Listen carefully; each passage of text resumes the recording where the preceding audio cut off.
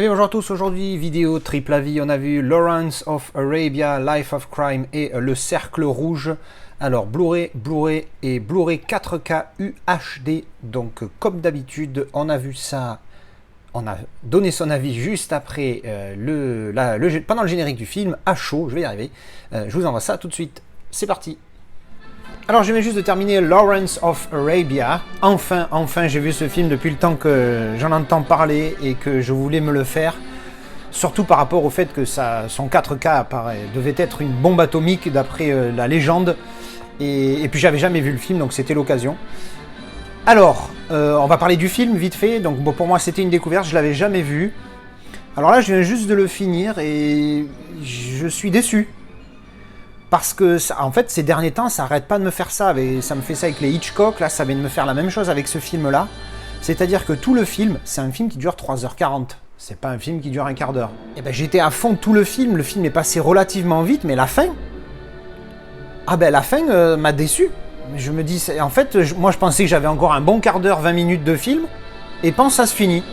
Je fais, ah, ok, bon...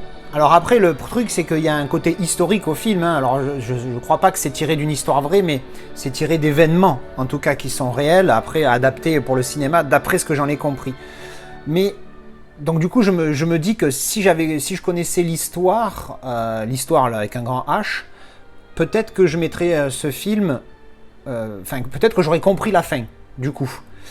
Donc là, je suis un petit peu mitigé, parce que autant le film, je me suis régalé tout du long, parce que c'est vraiment très intéressant, t'es happé dans l'histoire et tu veux pas lâcher une minute parce que tu as envie de voir ce qui se passe et comment ça se développe.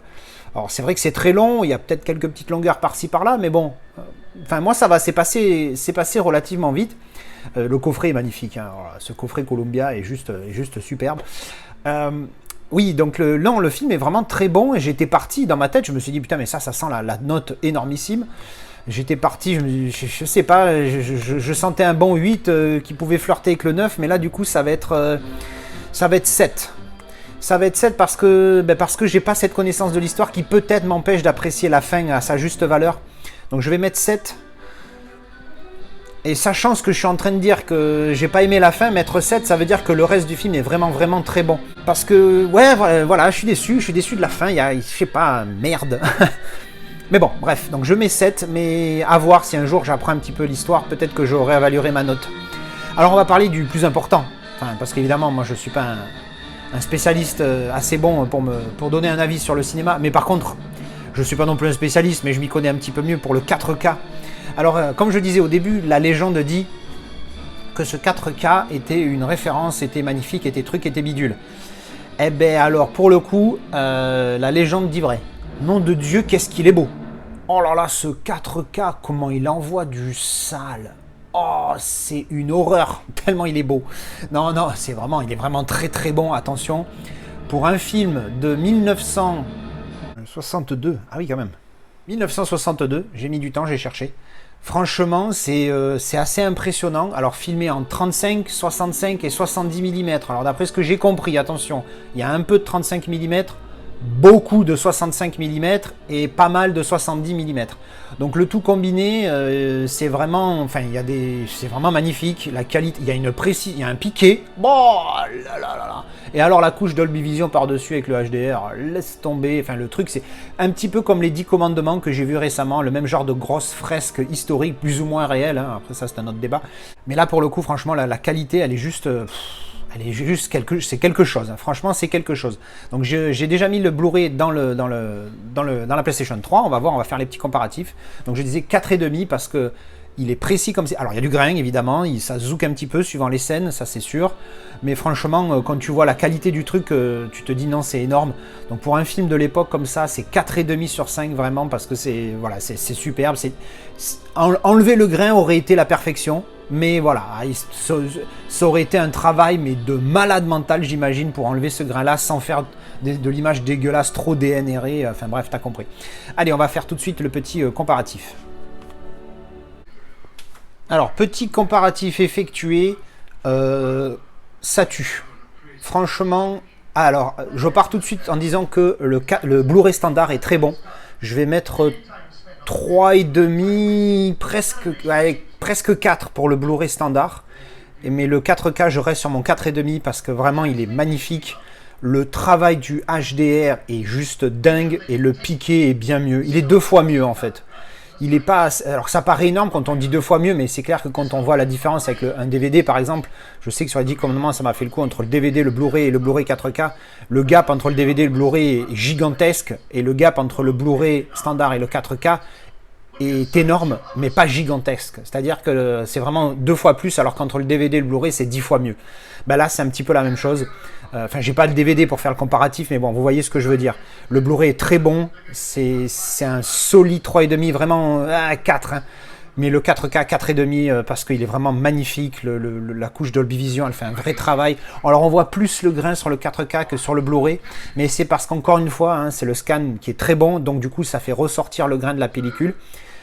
C'est assez choquant entre guillemets parce que vraiment on le voit le grain sur le 4K alors que sur le Blu-ray on le voit pas, mais du coup ça enlève aussi beaucoup de précision. C'est ça aussi, même au niveau du piqué on est vraiment beaucoup mieux sur le 4K, donc pour le coup là je dirais upgrade, ouais, parce que même si le Blu-ray est très bon, le 4K l'enfonce pas parce que voilà, le Blu-ray est bon, mais vraiment c'est une belle upgrade parce qu'il est vraiment magnifique ce 4K. Je fais une petite parenthèse juste pour dire que j'ai revu des commentaires parce qu'on a répondu, on m'a posté un commentaire sur une vieille vidéo à moi, genre début d'année 2021, où je disais que la plupart du temps les upgrades en 4K ça servait à rien, mais c'est parce que je venais à peine de découvrir, hein, comme quoi on évolue beaucoup au fil du temps et on en apprend. J'ai beaucoup recommandé d'upgrade depuis. Et voilà, enfin bref, voilà, c'était la petite parenthèse pour la petite anecdote. Voilà, donc Lawrence of Arabia, on va mettre 7 pour le film, assujetti à amélioration, 4, allez je vais être gentil, 4 pour le Blu-ray et 4,5 pour le 4K qui est, comme sa légende le laisser penser, est une vraie bombe. Alors je viens juste de terminer Life of Crime, je sais plus comment j'avais acquis ce film. Alors c'est un film avec, comment elle s'appelle, Jennifer Aniston, et oui il y a Tim Robbins aussi qui est quand même pas un acteur de merde. Donc ce film, voilà, je sais plus pourquoi, comment, si on me l'a filé ou s'il était pas cher ou quoi, parce que je me rappelle plus où, quand, comment, pourquoi. Bref, donc c'est un film, c'est assez court, c'est fait 1h40, enfin 1h30 quoi. L'histoire c'est Jennifer Aniston qui est mariée donc avec Tim Robbins et elle se fait apparemment, au début du film tu vois que ça se passe pas super bien entre elle et lui. Et elle se fait kidnapper et les mecs demandent une rançon au mec, au mari quoi. Et en fait, ce qui se passe, c'est qu'après, il y a les kidnappeurs, en fait, ils sont pas méchants, tu vois. T'as l'impression que c'est les kidnappeurs du dimanche, c'est leur première fois qu'ils font ça, tu te dis, tiens, c'est un peu bizarre quand même. Et puis plus l'histoire avance, plus tu te dis, mais en fait, c'est bizarre parce que c'est clair que tu as pas le kidnappeur violent, méchant, avec l'arme qui menace, qui met des gifles et qui casse des têtes et tout. Au contraire, t'as un des kidnappeurs qui est assez sympathique, tu as presque envie de dire qu'il est sympathique, ouais, pour le coup. Et en fait, après, il y a une petite évolution de l'histoire qui est très bizarre parce que tu te dis, mais attends, mais c'est bizarre ça, pourquoi ça se passe comme ça? Et tu sens qu'en fait, il y a un truc, tu te dis, attends, il y a vraiment suspect cette histoire. Alors après, j'en dirai pas plus, mais pour pas spoiler, hein, pour pas spoiler le développement. Mais franchement, c'est très intéressant. C'est bon, c'est pas un grand film, moi je vais mettre 6 sur 10 parce que c'était sympathique. La fin est pas grandiose, mais elle est sympa, hein, il fallait bien faire une fin. Et j'ai trouvé ce film assez... très divertissant, voilà, tu passes un bon petit moment et tu te dis, tu passes par plein de petits sentiments envers les différents personnages du film et c'est vraiment assez sympathique. Donc si vous connaissez pas ce film, voilà, c'est un bon petit film sympathique à voir à l'occasion et donc 6 sur 10. Niveau qualité rapido, donc vous voyez c'est du Blu-ray standard, 3,5 sur 5 parce qu'il est bon, voilà, il est bon voire même très bon, pas exceptionnel mais très loin d'être mauvais, il est très propre, tout va bien. Voilà, ben c'était mon petit avis pour Life of Crime. Alors, je viens juste de terminer le Cercle Rouge version restaurée inédite. C'est écrit en petit là. Alors, c'est un film que j'ai acheté il y a un moment et que j'ai mis du temps avant de lancer. Et aujourd'hui, je me suis dit, tiens, let's go. Bref, alors, je viens de finir ce film. Je m'étais super hypé quand j'ai vu le casting. Alain Delon, Bourvil, Yves Montand, je me suis dit, c'est mignon ça, tu vois. Alors, comment vous dire en un mot, c'est nul. Alors ouais, je suis désolé parce que je voulais aimer ce film, hein, vraiment, hein, avec le casting, un policier à la française et tout. Après avoir vu I comme Icare, je me suis motivé comme un grand malade pour voir un film de l'époque. un film français, tu vois, un bon film français de l'époque et tout, bah, franchement, c'est bidon. Alors, je vais m'expliquer un petit peu quand même. Pourquoi je trouve ça nul? Le film fait 2h20. Alors, si j'insiste sur ça, vous avez compris. Il fait 2h20, il fait facile 1 heure de trop. Il y a des longueurs. Oh putain, il y a des longueurs. C'est horrible. C'est-à-dire que le moindre truc dans ce film est détaillé comme c'est pas permis. C'est-à-dire qu'à un moment donné, je te prends un exemple qui me vient à l'esprit là tout de suite. Les mecs, bon, c'est une histoire de brigand. Un mec, Alain Delon, il sort de tôle et puis il va faire un casse avec un autre mec, tout ça. Bon, c'est pas un spoil, hein, c'est l'histoire du film. Donc voilà, et c'est juste ça en fait. C'est comment ils vont faire leur braquage avec évidemment la police qui enquête derrière, quoi. Un film policier, tout simplement. Alors pourquoi je disais l'exemple dont je parlais, pourquoi je trouve que c'est trop long? Parce que tout est trop long, alors c'est pas surjoué, c'est que chaque scène, chaque détail dure 25 minutes, alors que ça devrait durer 25 secondes. Et je dis pas ça en déconnant. Alors 25 minutes, si, je déconne un peu. Par exemple, à un moment donné, les mecs, les braqueurs, ils mettent un truc, vous savez, sur les vitres là pour la couper et la casser. Je vous jure que la scène dure plus de 3 minutes. Alors que normalement, ça, 30 secondes, il casse la vitre, machin, ou alors au montage, tu le fais plus court. Même si en réalité, il a vraiment fallu 3 minutes.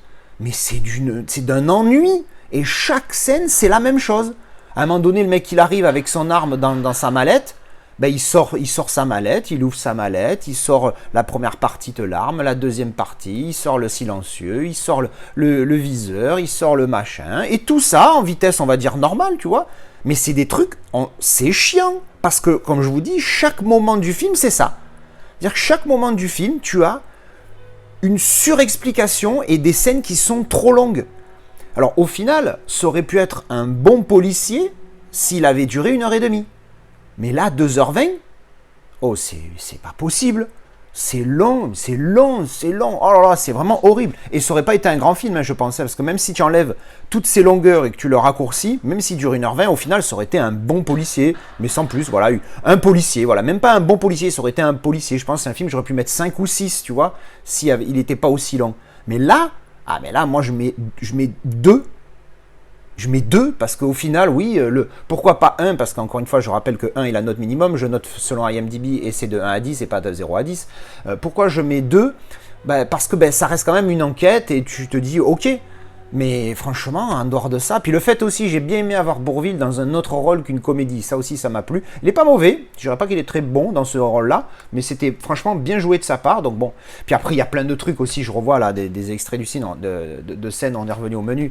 Des trucs où tu te dis, non mais t'es sérieux là? Pour de bon, ça se passe comme ça. Non mais arrête. Je l'ai vu arriver à 200 mètres que tu pouvais t'évader ou ou faire un truc, tu vois, enfin, par exemple une connerie comme de certains détails, tu te dis ah ouais non mais ça c'était tellement évident, mais comment ça peut arriver là, enfin tu vois, plein de trucs comme ça. Franchement, je suis vraiment déçu de ce film. En plus il a une putain de note sur IMDb, je dis mais c'est pas possible. Donc je sais que j'ai un poteau du Discord qui l'adore, donc je vais un petit peu en discuter avec lui, voir ce qu'il m'en dit. Mais moi franchement voilà, à chaud, je vous dis 2h20, 1 heure de trop, et vraiment hein, le film ferait 1h20, allez 1h30. Franchement ça suffit large. Le moindre truc, ça dure 2 millions d'années et c'est insupportable. Bon ben voilà, désolé, hein, mais pour ceux qui ont aimé, c'est-à-dire la plupart des gens apparemment. Mais moi, j'ai pas accroché. On va parler qualité, rapido, parce que c'est un Blu-ray, pas de 4K. Enfin, moi, je l'ai pas en 4K, il existe en 4K. Le même poteau a dit que le Discord, le Master 4K était super. Je le crois parce qu'il n'y a pas de raison que je le crois pas, déjà, premièrement. Et deuxièmement, le Blu-ray est déjà très bon. Franchement, il est en, je sais pas quel est le format d'image. Voilà, c'est indiqué 1,85 et effectivement, ça a l'air d'être ça. Hein. Au niveau des barres noires, elles sont toutes petites en haut, vous les voyez ici, là, légères. Donc ça va. Et la qualité, bon, granuleux, tout ça, mais vraiment pas dégueulasse, quoi. Pas horrible. Peut-être que le 4K ferait ressortir le grain, mais si ça t'amène un piqué supérieur et avec le HDR peut-être aussi, au niveau des couleurs, ça sera un petit peu mieux.